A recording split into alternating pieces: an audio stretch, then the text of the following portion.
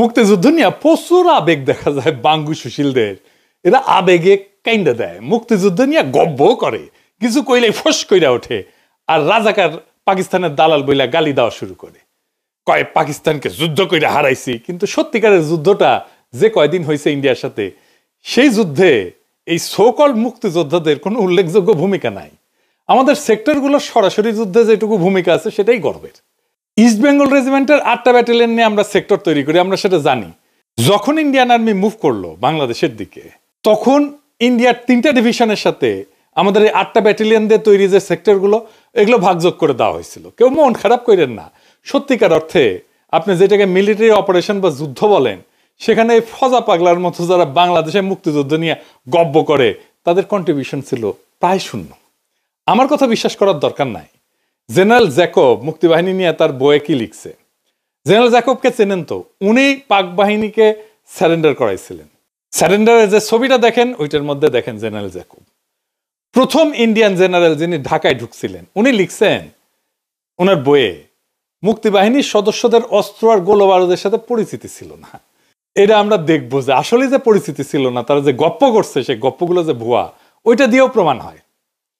তাদের কম করে হলেও 3 মাসের প্রশিক্ষণ দেওয়া দরকার ছিল, যেন গেরিলা যুদ্ধের মূলনীতিগুলো শিখতে পারে। কিন্তু তাদের 3 থেকে 4 সপ্তাহের ট্রেনিং দেওয়া হয়েছিল, তাই তাদের কার্যকারিতা ছিল সামান্য। উনিই বলছেন। এটা আমাদের কথা না, পাকিস্তানের কথাও না, ভারতের জেনারেলের কথা। মুক্তিযোদ্ধারা জ্যাকবের এই কথার কোনো প্রতিবাদ করছে নাকি তারা জানে যে এই কথা লিখে গেছে জ্যাকব? এমন অনেক না জানা বিষয় নিয়ে আসতেছে আমার মেগা এপিসোড 1971-এর ভারত পাকিস্তান যুদ্ধের সামরিক অ্যানালাইসিস। কয়েকদিন পরেই এডিটিং চলতেছে, কিন্তু এর মধ্যে এই মুক্তিযোদ্ধাদের ভুয়া বয়ান দর্শকদের কাছে ধরায় দেওয়া হবে একটা একটা করে। ওই এপিসোডের কিছু অংশ দেখতে পারেন, এডিটর সাহেব একটু দেখা দেন। ইন্ডিয়ান মুভি থেকে আমাদের মনে এই ধারণা হয়েছে, এমনকি 1971 নিয়ে আমাদের এরকম ধারণা দেওয়া হয়েছে যে তারা মোটামুটি বিনা বাধায় বিদ্যুৎ গতিতে পাকিস্তান আর্মিরে পরাজিত করে ফেলছে। এই সমস্ত ধারণাকে চ্যালেঞ্জ করার দরকার ছিল বাংলাদেশের সেনাবাহিনীর লোকদের, মিলিটারি ব্যাকগ্রাউন্ডের লোকদের। ইন্ডিয়ান ডাক্তারি যে বালসাল, এটা বাংলাদেশের জনগণকে কে বুঝাবে? একজন ডাক্তার বুঝাবে, একজন স্বাস্থ্যকর্মী বুঝাবে। আমি কিন্তু আলাদা এপিসোড করেছি স্বাস্থ্য নিয়ে এবং এই ইন্ডিয়ার ডাক্তারি নিয়ে, কিন্তু আমাদের সামরিক বাহিনীর সাবেক এবং বর্তমান কর্তা ব্যক্তিরা বাংলাদেশের রাজনীতি নিয়ে এত বেশি চিন্তিত যে এগুলো করার টাইমই পান না। এখন কইতে পারেন ভারতের সামরিক সক্ষমতা নিয়ে মিথ ভেঙে দেওয়া কেন আমাদের জন্য জরুরি? ফজা পাগলার এপিসোডে দেখেছেন, দেখাই দিছি কেমনি করে মিছা কথা কইছে একটার পর একটা। আজ আর একটা ধান্দাবাজি ধরাই দেব, 1971-এর ভুয়া গৌরবের কথা। 2018 সালে বিডি নিউজ 24 একটা স্টোরি করে। স্টোরির শিরোনাম ছিল ভাইরাল হওয়া একটা ছবি এবং একজন গেরিলার বীরত্বের গদ্য। বিশাল বড় শিরোনাম, বাবা রে বাবা। রফিকুল হক নান্টুর ছবি দিয়ে মেলা কিচ্ছা শোনানো হয়, উনি মুক্তিযোদ্ধা, এটাতে কোনো সন্দেহ নেই। যাই হোক, কিন্তু ছবির ঘটনাটা কি মিছা কথা কইছেন সেটাও আমরা দেখব। এই ছবিগুলো তুলছিলেন ক্র্যাক প্যাটার্নের ইকবাল আহমেদ সুফি ভাই। সৌভাগ্যের বিষয় হচ্ছে ইকবাল আহমেদ সুফি ভাই এখনো বেঁচে আছেন, আর আমি ওনার সাথে কথা বলি। আমাদের মুরব্বী মানুষ তো, একদিন মনে হলো সুফি ভাইয়ের সাথে কথা বলি, ফোন দিলাম। সুফি ভাই, খোকা ভাই, মানে ওই যে ইশরাকের বাবা, জাহানার ইমামের ছেলে রুমি, তারা সবাই বীরত্বের সাথে যুদ্ধ করছেন, যার রসদ পাইছেন তা নিয়া। রুমি ভাইরা ধরা পড়ার পরে সুফি ভাইরা ক্র্যাক প্যাটার্নের অপারেশন চালায়, কিন্তু যে কখনো নাম ফুটাইতে দেখছেন এদেরকে? দেখেন নাই। কিন্তু এইটা নিয়ে যারা মিছা কথা বলছে সেটা ধরে দেওয়া উচিত, না হলে এগুলো নিয়ে বিভ্রান্তি তৈরি করবে আর 1971-এর যুদ্ধকে আরো বেশি বিতর্কিত করবে। ক্র্যাক প্যাটার্ন যে খুব বেশি সাফল্য দেখাইতে পারছে ঢাকায় গেরিলা অপারেশনে, সেটা আমি বলবো না, কিন্তু ওনারা ওনাদের সাধ্যমতো চেষ্টা করছেন। রুমি ভাই তো জীবনে দিয়ে দিচ্ছেন। এইটা সুফি ভাইয়ের ছবি, আর এই যে পরের ছবিটা, মাথায় হ্যাট পরা, বগলের তলে একটা রাইফেল, উনি সুফি ভাইয়ের আব্বা সুফি পিয়ারউদ্দিন আহমেদ। এই পিয়ারউদ্দিন আহমেদ সাহেবের কাছ থেকে এই সরাদি বডিগার্ড পার্টির জন্য প্রায় টাকা পয়সা নিতেন আর কি। যাই হোক, আমরা এই রফিকুল হক নান্টুর বয়ান থেকেই দেখি যে উনি কি মিছা কথা বলছেন। আসেন আল্লাহর নামে শুরু করি। আমাদের ট্রেনিং হচ্ছে ওখানে 21 দিন। 21 দিনের ট্রেনিং। 21 দিনের ট্রেনিং। আচ্ছা। প্রথম আমাদের ট্রেনিং হলো 303 কীভাবে 303 খোলা যায়, কীভাবে ওটাকে ডিসমেন্টেন করা যায়, জি, আবার কীভাবে এটাকে আবার ফিক্স করা যায়, জি, লোড কীভাবে হয়, হ্যাঁ, কীভাবে ফায়ার করতে হয়। এরপরেটা হলো আমাদের grenade, 36 hand grenade, mark 3 Banerjee, না মার্ক 3 মার্ক 4 ব্যানার্জি। আমাদের সাহস বাড়াবার জন্য আমাদের ক্যাম্পের থেকে দূরে নিয়ে দিত, সেখানে তাদেরকে। আপনার রফিকুল হক নান্টু নিজেই বলেছেন যে তিনি 21 দিন ট্রেনিং পেয়েছেন, কথা সত্য। আমরা জেনারেল জ্যাকবের কথা জানতে পারছি এটা। তো কিসের ট্রেনিং পেয়েছেন উনি নিজেই বলতেছেন, 3টা জিনিস করার ট্রেনিং পেয়েছেন। 303 রাইফেল চালানো, এডিটর সাহেব 303 রাইফেলটা একটু দেখে দেন, বেয়নেট চার্জ করা, 3 নাম্বার গ্রেনেড ছোড়া, 3টা কাজ। তো এই যে হাতে যে অস্ত্রটা দেখিচ্ছেন, ছবি দিয়ে বেশি অ্যাডম নিয়ে ছবি তুলিছে, এটা AK-47 এর মতো মনে হইলেও এটা চাইনিজ ভার্সন AK-47, যেটা পাকিস্তান আর্মি ইউজ করতো, আত্মসমর্পণ পর ফেলায় গেছিল। যাই হোক, এই অস্ত্র সম্পর্কে আমরা যথাযথ জায়গায় আরো বিস্তারিত আলাপ করব। 303 ট্রেনিং দিয়া AK-47 হাতে ধরাই দিছে, আর অস্ত্রটা যে আসলে চাইনিজ টেনগান না, এটাও রফিকুল হক নান্টু জানে না। তা আমরা রফিকুল হক নান্টুর নিজের সাক্ষ্য থেকে দেখব পরে। তিনি দাবি করিচ্ছেন যে তিনি ঢাকার একজন গেরিলা যোদ্ধা ছিলেন। আর মেজর হায়দার, তখন ছিলেন উনি ক্যাপ্টেন হায়দার, উনি তো গেরিলা ট্রেনিং দিয়েছেন, কীভাবে নিজেকে গেরিলা মানে খাওয়া দাওয়া না করে কীভাবে আমার শত্রুদের উপরে ঝাঁপায় পড়া যায়, সেইভাবে ট্রেনিং উনি দিয়েছেন। এইবার আমার প্রশ্ন, ঢাকার গেরিলা কি এই অস্ত্র ইউজ করি? তো হ্যাঁ, চাইনিজ AK-47 এর কপিটা করতো না। ইনফ্যাক্ট ঢাকার গেরিলাদের যুদ্ধাস্ত্র ছিল সামান্য। কি কি আসেন দেখি। গ্রেনেড, পিস্তল আর বেয়োনেট। সুফি ভাইয়ের সাথে কথা বলার সময় সুফি ভাই বলছেন যে ইন্ডিয়ান স্টেন গান দিছিল, ওই যে ফুটা ফুটা আছে ওই স্টেন গান। এডিটর সাহেব দেখেন, ওই স্টেন গান কাজ করতো না, কি জন্য দিছিল সেটাও সুফি ভাই বলছে। এইটা সাহেব সুফি ভাইয়ের ওই অংশটা একটু শুনে দেন না। ওইটা আমরা ব্যবহার করে দেখেছি, ওটাতে কিছু আর মানুষ তো মরে না, উল্টা পুরো ম্যাগাজিন গুলি একজনের গায়ে মারার পরেও সে এসে পোকাকে গ্রেপ্তার করেছিল। ইন্ডিয়ান স্টেন আমাদের প্রত্যেককে হত্যা করে দেওয়া ছিল। ভিতরে আমরা কয়েকজন পেয়েছিলাম টিপিআর এর ব্যবহার করা ছোট্ট চেন গান, ওগুলো ব্রিটিশ আমলের পুরানো চেন গান, অল্প কিছু, কিন্তু মসলিম ইন্ডিয়ান। আমাদেরকে কিন্তু ফ্রন্ট যুদ্ধ করার জন্য পাঠানো হয়নি, শুধু আমাদের স্টেন গান গুলো দিয়ে হয়েছিল আমাদের নিজেদের সেলফ ডিফেন্সের জন্য। তো রফিকুল হক নান্টু দাবি করেছেন যে তিনি 2 নাম্বার সেক্টরে যুদ্ধ করেছেন। সেই 2 নাম্বার সেক্টরের ক্র্যাক প্লাটুনের একটা বিখ্যাত অপারেশনের অস্ত্রের বর্ণনা শোনেন। গেরিলাদের দেওয়া হয়েছিল মাত্র 12টা কালচে বাদামি রঙের পাইনঅ্যাপেল টাইপ হ্যান্ড গ্রেনেড আর একটা করে বেয়োনেট। 160 রুপি তৎকালীন পাকিস্তানি মুদ্রা। এটা নিয়ে সীমান্ত অতিক্রম করে তারা সবাই ঢাকায় পৌঁছেছিলেন 3রা জুন। আমরা আর একটা ছবি সংগ্রহ করছি ক্র্যাক প্লাটুনের অস্ত্র জমা দিতে যাওয়ার আগের মুহূর্তের ছবি। ঠিক মাঝখানে স্টেনগান হাতে দাঁড়ায় মুক্তিযোদ্ধা আবু নাহাজ নান্নু, আর ডান হাতে কোমরে হাত রেখে স্টাইল করে দাঁড়ানো ওনে নান্নু নাহাজ ভাইয়ের ছোট ভাই পল্টু। ছবিতে দেখা যাচ্ছে কেবল 303 আর স্টেনগানই, কোনো তথাকথিত চাইনিজ স্টেনগান নাই। রফিকুল হক নান্টু এই ছবি নিয়ে কি বলছে দেখেন। এই ছবিটার হিস্ট্রি জানতে চাই, মানে আপনি আসলে কি চালাতেন? আমাদের তো স্টেন গান যে দেখছেন, যেটা এটা একটু যদি আমাদেরকে দেখাতেন। এটা বললাম না, যেদিনকে আমরা অপারেশন করলাম, যেদিনকে আমি এটা আমরা যে বাসাটা, এটা পিলখানার কাছে। আচ্ছা, পিলখানার কাছে। তো যেখানে পিলখানা দেখা যায়, এখান থেকে পিলখানা খোলা দেখা যায়। তো এটা একটা অবজারভেশন পোস্ট, ওপি বলে, যেটা একটু উপরে ধরা যাবে। হ্যাঁ,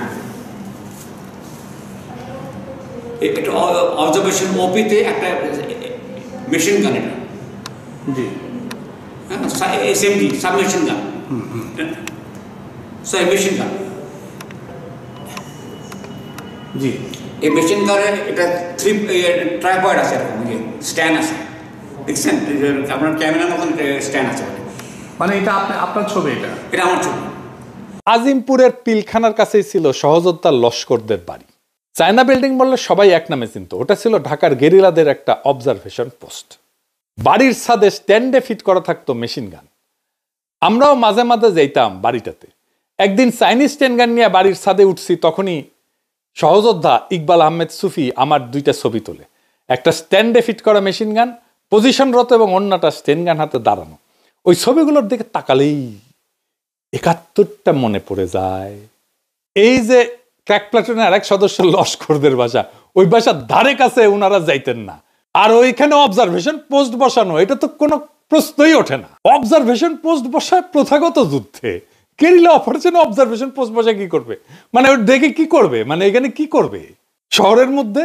এই মেশিন গান সংক্রান্ত বিষয়টা একটু বলি, যে এটা যে অস্ত্রটা দেখা যাচ্ছে ওটা প্রকৃতপক্ষে মেশিন গান না, এটা লাইট মেশিন গান। ওই অস্ত্রটা ছাদের স্ট্যান্ডের সাথে ফিট করা না, অস্ত্রটা টার্গেটের জন্য প্লেস করতে হয় এবং সামনে 2টা মুভেবল স্ট্যান্ড থাকে এবং ওইটা রেখেই পোজ দেওয়া হয়েছে। এটা যে কোনো জায়গায় তাৎক্ষণিকভাবে সরানো যায়, এরকম করে বাস করা যায়, আবার খুলে রেখে বসানো যায়। এটা ছাদের সাথে না, অস্ত্রের সাথে ফিট করা, ওটাও জানে না। ছাদের স্ট্যান্ডে ফিট করার সিস্টেম আলাদা। আর হাতে যেটা, ওটা চাইনিজ স্টেন গান না, এটা চাইনিজদের AK-47 এর কপি ছিল, টাইপ 56 রাইফেল বলা হয়। এইটা সাহেব দেখেন টাইপ 56 রাইফেল, ওটা পাকিস্তানি আর্মি ব্যবহার করতো, দেখতে একই রকম। তো উনি তো অস্ত্রই চেনেন না। ঢাকার গেরিলারা আজিমপুর পিলখানা EPR হেডকোয়ার্টারের পাশে বিখ্যাত চায়না বিল্ডিং এর সাথে মেশিন গান বসে রাখছিল 71, এটা আমাদের বিশ্বাস করতে হবে? ভাইরা ভাই, আমরা তো বেকুব, কিন্তু এত বেকুব তো না। আচ্ছা, এইবার আসেন আমরা সুফি ভাইয়ের বক্তব্য শুনি, যে আসলেই ওই ছাদে কেন এই অস্ত্রটা আসলো, উনি কখন ছবিটা তুলছিলেন। এই 2টা ছবি সুফি ভাই তুলছেন, উনি জানাচ্ছেন এইগুলো 16 ডিসেম্বরের পরে তোলা। পাকিস্তানের অস্ত্র ফেলে গেছিল যত্রতত্র, সেটা জমা দেওয়ার জন্য চায়না বিল্ডিং এর ঠিকানা দেওয়া হয়েছিল, সেইখানে সবাই অস্ত্র জমা দিয়ে যাচ্ছিল। এগুলো সেই অস্ত্র। শুনেন। না না, তাহলে সে যে দাবি করছে যে চায়না বিল্ডিং এ তাদের অবজারভেশন পোস্ট ছিল, এটা এটা ঠিক না। কিন্তু আমাদের কোনো অপারেশনাল কিছু না, ওটা জাস্ট একটা ঠিকানা ছিল, মানুষকে বলা হয়েছিল, সাধারণ মানুষ বলেছিলাম যে ওইখানে এসে কারোর হাতে যদি অস্ত্র দেখে সেগুলো যেন ওখানে এসে সবাই জমা দেয়। সেটা তো স্বাধীনতার পরে, 16 ডিসেম্বরের পরে। পরে হ্যাঁ, আফটার 16 ডিসেম্বর। হ্যাঁ, তার আগে ওটার কিছুই ছিল না। ওখানে তো লস্করের রেসিডেন্স ছিল, তার মা ওখানে বাস। তো তার মানে মুক্তিযুদ্ধের সময়, মুক্তিযুদ্ধ যখন হচ্ছে তখন চায়না বিল্ডিং এর উপরে অবজারভেশন পোস্ট থাকার কোনো সম্ভাবনা নাই। সম্ভাবনা নাই, এবং মুক্তিযুদ্ধ চলাকালীন চায়না বিল্ডিং এর নামও তো আমরা মুখে আনতাম না, বিকজ ওটা লস্করের ঠিকানা। আচ্ছা আচ্ছা, তাহলে এটা একদম একদম মিথ্যা দাবি, কমপ্লিটলি মিথ্যা দাবি। আপনারা যখন গেরিলা অপারেশন করতেন ক্র্যাক প্লাটুনের, তখন তো এই ধরনের অস্ত্র আপনাদের ছিল না নাকি? কি কি অস্ত্র ছিল? আমাদের প্রত্যেককে ছোট ইন্ডিয়ান স্টেন গান। আচ্ছা, ইন্ডিয়ান স্টেন, যেটা ফুটা থাকে না, খুবই বাজে। ওইটা আমরা ব্যবহার করে রেখেছি, ওটাতে কিচ্ছু আর মানুষও মরে না, উল্টা পুরো ম্যাগাজিন গুলি একজনের গায়ে মারার পরেও সে এসে পোকাতে গ্রেফতার করেছিল। সে ক্র্যাক প্লাটুনের ছিল, সুফি ভাইয়ের মতে সে 2টা অপারেশনের অংশ নিয়েছিল। শোনেন তার মুখেই। আর আপনি মনে করতে পারেন যে নান্টু সাহেব 2টা অপারেশনে আপনাদের সাথে ছিল, একটা ইলেকশন কমিশনে, আর একটা হচ্ছে প্রিন্ট অ্যান্ড পাবলিকেশনে। এই 2টা অপারেশনে আপনি মনে করতে পারেন। ওর বড় ভাই ওখানে। আচ্ছা, তো আলগা ফাপড় নেওয়ার কি দরকার ছিল? এইবার আসেন তার বিল্ডিং উড়ায় দেওয়ার দাবি নিয়ে। সাবাবাজি করতে করতে গাঞ্জার নৌকা পাহাড়ে তুলে দিছে। সে বলতেছে 10 থেকে 12 পাউন্ড এক্সপ্লোসিভ ব্যবহার করতো, আর দাবি করে ওইটুকুন দিয়ে নাকি পুরো বিল্ডিং উড়ে যেত। হ্যাঁ, 10 থেকে 12 পাউন্ড এক্সপ্লোসিভ দিয়ে বিল্ডিং এর কাজ ভাঙবে বড় জোর। এই যে দেখেন, এটা জেরুজালেমের কিং ডেভিড হোটেল, ব্রিটিশ ম্যান্ডেটের হেডকোয়ার্টার ছিল। 1946 সালে ইসরায়েলি ইরগুনের বেগিন এখানে এক্সপ্লোসিভ দিয়ে বিল্ডিং এ হামলা করে। বিখ্যাত একটা ঘটনা কিন্তু। হামলার পর ভবনের একাংশ এইভাবে ধ্বংস হয়ে যায়। এই হামলাতে ইরগুন কতটুকু এক্সপ্লোসিভ ব্যবহার করছিল জানেন? শুনবেন, 350 কেজি, মানে 770 পাউন্ড। সেটাও বেসমেন্টে গিয়া স্ট্র্যাটেজিক্যালি বিভিন্ন ভালনারেবল পয়েন্টে সেট করা হয়েছিল। যে কোনো মিলিটারি এক্সপার্ট হিস্টোরিয়ান যখন এই 10 পাউন্ড এক্সপ্লোসিভ দিয়া বিল্ডিং উড়ায় দেওয়ার কাহিনী শুনবে, আস্তে আস্তে মুইতে দিবে। অবশ্য সে কইছে 12 কেজি, মানে 25 পাউন্ড আর কি এক্সপ্লোসিভ। ডিএফপিতে 12 কেজি মানে 25 পাউন্ড লিখছে, আর নির্বাচন কমিশন অফিসে 12 পাউন্ড লিখছে। এইটুকুন এক্সপ্লোসিভ দিয়া বিল্ডিং উড়ে যাচ্ছে, চিন্তা করেন কি গপ্প। 1883 সালে লেবাননে বৈরুতের আমেরিকান মেরিনদের ব্যারাকে হেজবুল্লাহ হামলা করছিল। সেই বোম্বিং এ 241 জন আমেরিকান সৈন্য এবং 58 জন ফ্রেঞ্চ সৈন্য মারা গেছিল। অত্যন্ত দুঃখজনক ঘটনা। এই একটা 19 টন ট্রাককে এক্সপ্লোসিভ দিয়ে ভর্তি করিয়া একজন সুইসাইড বোম্বার ব্যারাকের কাছে নিয়ে গিয়ে ডেটোনেট করে দিছিল। সেখানে কত এক্সপ্লোসিভ ব্যবহার করেছিল জানেন? আন্দাজ করেন তো, 10 pound, 20 pound, 50 pound, 200 pound, 500 pound, কোনোটাই না, 12,000 পাউন্ড, মানে 5.5 টন। তো নান্টুরা কি মিনিয়েচার অ্যাটম বোম ইউজ করতো যে 10 পাউন্ড এক্সপ্লোসিভ দিয়ে বিল্ডিং উড়াই দিবে? আচ্ছা, বাদ দিলাম এই গাল গপ্প। আর্মি তো মুক্তিযুদ্ধ নিয়ে প্রচুর হাউকাউ করিছে, ওখানে মিউজিয়ামে বানাইছে ক্যান্টনমেন্টের মধ্যে, করে নাই? করিছে তো। তো আপনারা আর্মি আলা ভাইরা, আপনারা কেন বলেন নাই যে এটা তো অবাস্তব গল্প কইতেছে, অসম্ভব গল্প কইতেছে, এটা তো সত্য হইতে পারে না? বলেন নাই কেন? ধরে এখন তো সারা দুনিয়া কইবে সব ভুয়া, কারণ মিছা কথা কইছে। এখন তো পুরা গজদন্ত মিনার ভাঙ্গা পড়বে মুক্তিযুদ্ধ নিয়া। কি হবে তখন? গব্বর কি হবে? মুক্তিযুদ্ধের অপমান কইয়া সিক্কুর দিছে এতদিন, 55 বছর, এগুলো তো সকাল সন্ধ্যা থাপড়ানো দরকার ছিল। একটা গৌরবের ইতিহাসকে শুধুমাত্র নিজের স্বার্থপর আকাঙ্ক্ষার জন্য পুরো প্রশ্নের মুখে দাঁড় করে দেওয়া হয়েছে। গোদের উপরে বিষ ফেরার মতো ফ্যাসিস্ট হাসিনা মুক্তিযুদ্ধের নাম ভাঙায় ফ্যাসিবাদী শাসন চালানোর জন্য মুক্তিযুদ্ধের পুরো সারা হয়ে গেছে। আমাদের 1971-এর নতুন ইতিহাস আর বয়ান লিখতে হবে। আমাদের পূর্বপুরুষদের রক্ত, অশ্রু, কান্না তো লুকায় আছে এটার মধ্যে। আমরা সত্যের অধিকতর নিকটবর্তী ইতিহাসের বয়ান তৈরি করব। আর হ্যাঁ, সেইখানে আওয়ামী আর বামেদের বয়ানের ছিটে ফোটাও থাকবে না। আমরা সেই দিনের অপেক্ষায় থাকলাম। 1971 আমাদের রক্তের স্মৃতি, কিন্তু গৌরব যদি মিথ্যার সাথে মরা হয় তা কেবলই ধ্বংসের অপেক্ষায় থাকা একটা তাসের ঘর। আজ আমরা বলতেছি আমরা গৌরব রাখবো সত্যের সঙ্গে, মিথ্যাচারের সঙ্গে না। যারা সত্যিকার ভাবে সেক্টরে সেক্টরে যুদ্ধ করছে, তাদের কষ্ট, তাদের অল্প অস্ত্র, অল্প রসদ, ছোট ছোট বীরত্ব আর অসীম সাহস, এগুলোই আমাদের গর্ব। ভোতা কাহিনী, সহজে ভাইরাল হওয়া ছবি আর কথার কুটকাচালি, এসবে আর আমরা বিশ্বাস করব না। বীরত্বের ইতিহাস বড় করে থাকা উচিত, কিন্তু মানুষ আর ইতিহাস দুই পবিত্র, কিন্তু সেই পবিত্র ইতিহাসে মিথ্যা কাহিনী ঢুকায় দেওয়া ক্ষমাহীন অপরাধ। যে ছবি, যে গল্প আমাদের মুক্তিযুদ্ধের ইতিহাসকে বিভ্রান্ত করছে, তাদেরকে আমরা প্রশ্ন করব, যাচাই করব এবং যদি প্রমাণ মেলে প্রকাশ করব। কারণ স্বাধীনতা এবং ন্যায় শুধুমাত্র আবেগ না, সত্যের উপরে ভিত্তি করে টিকে থাকে। এই কাজ কোনো ব্যক্তির আক্রমণের জন্য না, এটা আমাদের জাতীয় স্মৃতিকে রক্ষা করার সংগ্রাম। যারা আসলেই রক্ত দিছিল, যারা সীমিত অস্ত্রে শহর গ্রাম জুড়ে লড়ছিল যেভাবে পারে, যতটুকু পারে, তাদের প্রামাণ্য কথা ছাড়া কোনো কৃতিত্ব মানা হবে না। আর যারা রাজনীতি করে মুক্তিযুদ্ধকে নিজের স্বার্থে বেঁচে থাকার মাধ্যম বানাইছে, তাদের ইতিহাস আমাদের কাছে অগ্রাহ্য হবে। আমরা নতুন ইতিহাস লিখব সত্যের নীতি অবলম্বনে, প্রমাণ ভিত্তিক, ঘনিষ্ঠ সাক্ষ্য এবং সামরিক বিশ্লেষণের সঙ্গে। এটা কোনো মিথ্যাচারের বদলা না, এটা আমাদের পূর্বপুরুষদের সম্মান ফিরে আনার চেষ্টা। আমরা মিথ্যার ভেলায় ভাসতে দেব না তাদের আত্মত্যাগকে। শেষে আমি আপনাদেরকে বলি, চোখ খোলা রাখেন, প্রশ্ন তোলেন, গৌরবকে যাচাই করেন। অতীতের সেই রক্তও আমাদের, আমরা সেটা আড়াল করব না। আমরা শুদ্ধ করে ভবিষ্যৎকে দেব। সত্যের জয় হোক। ইনকিলাব জিন্দাবাদ।